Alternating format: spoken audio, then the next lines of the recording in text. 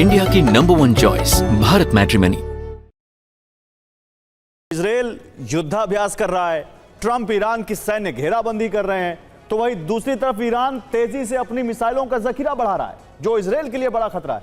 ऐसे में Benjamin Netanyahu जल्द से जल्द ईरान के खिलाफ कड़ा एक्शन चाहते हैं। दावा है कि इसी मांग को लेकर इजरायली प्रधानमंत्री वॉशिंगटन पहुंचे थे। व्हाइट हाउस में ट्रंप और नेतन्याहू की बंद कमरे में 3 घंटे की बैठक हुई। रिपोर्ट्स के मुताबिक इसी बैठक में नेतन्याहू ने ट्रंप के सामने वॉर ब्लूप्रिंट पेश किया है। दावा है कि अगर बातचीत से बात नहीं बनी तो ट्रंप बेंजामिन के ब्लूप्रिंट को हरी झंडी दे सकते हैं। व्हाइट हाउस में बंद दरवाजों के पीछे डोनाल्ड ट्रंप और नेतन्याहू के बीच करीब 3 घंटे तक वार्ता हुई, जिसके केंद्र में था ईरान।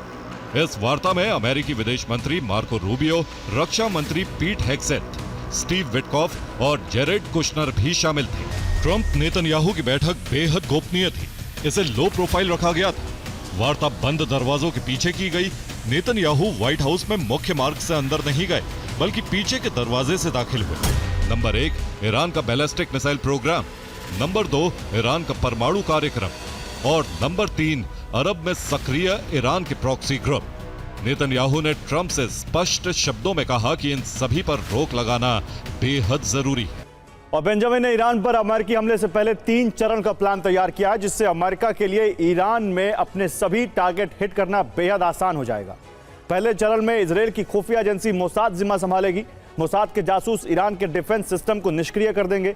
दूसरे चरण में आईडीएफ एक्शन में आएगी। इजरायल के F-35 फाइटर जेट जॉर्डन के एयर स्पेस का इस्तेमाल करते हुए ईरान पहुंचेंगे। निष्क्रिय हो चुके डिफेंस सिस्टम को तबाह किया जाएगा।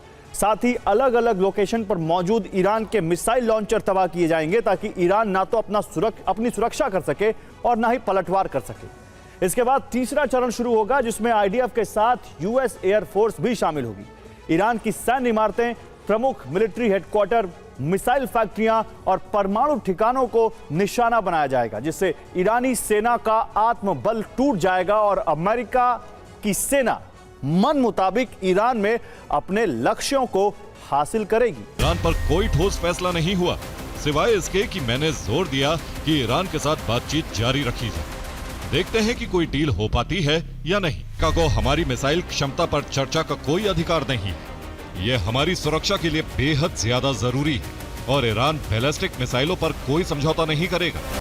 दरअसल ईरान तेजी से अपने बैलिस्टिक मिसाइल के जखीरे को बढ़ा रहा है। इजरायली रिपोर्ट के मुताबिक बहुत जल्द ईरानी बैलिस्टिक मिसाइलों का जखीरा 2000 तक पहुंच सकता है। सिर्फ इतना ही नहीं, ईरान हर महीने 300 मिसाइलों के उत्पादन का लक्ष्य हासिल करने वाला है, जिससे ईरानी मिसाइलों का स्टॉक और तेजी से बढ़ेगा, जो इजरायल के लिए बड़ा खतरा है। रिपोर्ट्स की माने तो जून 2025 में 12 दिन के युद्ध के बाद ईरान ने कई मिसाइल फैक्ट्रियां शुरू की हैं। इनमें वो फैक्ट्रियां भी शामिल हैं जिन्हें इजरायल ने तबाह कर दिया था। दावा है कि मोसाद के पास हर फैक्ट्री की सटीक लोकेशन मौजूद है। इजरायल को सिर्फ ट्रंप की हरी झंडी का इंतजार है। ईरान ट्रंप के कार्यकाल की सबसे बड़ी चुनौती बन चुका है और उस पर लगाम लगाना डोनाल्ड ट्रंप की मजबूरी है। अगर ट्रंप के कार्यकाल में ईरान परमाणु शक्ति हासिल कर लेता है तो उनका नाम अमेरिका के इतिहास में सबसे विफल राष्ट्रपति के तौर पर दर्ज होगा। इंडिया की नंबर 1 चॉइस भारत मैट्रिमनी।